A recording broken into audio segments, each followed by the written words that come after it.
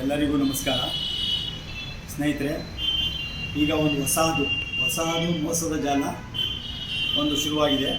ನಿಮ್ಮ ಮನೆ ಬಾಗಿಲಿಗೆ ಬಂದು ಯಾವುದೋ ಒಂದು ಪಾರ್ಸಲ್ ಬಂದಿದೆ ತಗೊಳ್ಳಿ ಅಂತ ಹೇಳ್ತಾರೆ. ಆಗ ನೀವೇನು ಹೇಳ್ತೀರಾ? ಆ ಪಾರ್ಸಲ್ ನಂದಲ್ಲ, ನಾವು ಯಾವುದೇ ಬುಕ್ ಮಾಡಿಲ್ಲ ಅಂತ ಹೇಳ್ತೀರಾ. ಇಲ್ಲ, ಇದು ನಿಮ್ಮ ಹೆಸರಿಗೆ ಬಂದಿದೆ, ನಿಮ್ಮ ಮೊಬೈಲ್ ನಂಬರ್ ಇದೆ ನೋಡಿ ಅಂತ ತೋರಿಸ್ತಾನೆ.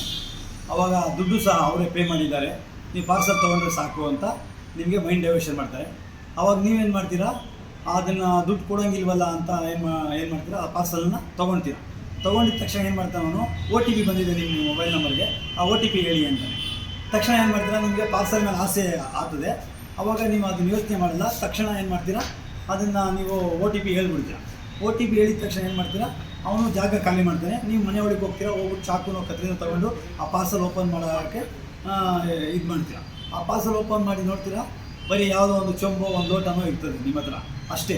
ಅದಾದಮೇಲೆ ನೀವು ಮೊಬೈಲ್ ನೋಡ್ತಿರೋ ತಕ್ಷಣ ಮೊಬೈಲಲ್ಲಿರುವಂಥ ಅಕೌಂಟಲ್ಲಿರುವಂಥ ದುಡ್ಡೆಲ್ಲ ಖಾಲಿ ಆಗಿರ್ತದೆ.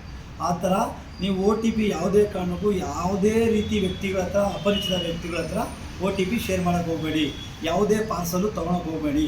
ಆದ್ದರಿಂದ ನಿಮಗೇನಾದ್ರು ಅನುಮಾನ ಬಂದರೆ ಹತ್ತಿರದ ಪೊಲೀಸ್ ಸ್ಟೇಷನ್ಗಾಗಲಿ ಅಥವಾ 112ಗಾಗಲಿ ಮೆಸೇಜ್ ಮಾಡಿ ಪೊಲೀಸ್ನವ್ರು ಕರ್ಸ್ಕೊಬೇಕು ಅಂತ ಎಲ್ಲರಲ್ಲೂ ಮನವಿ.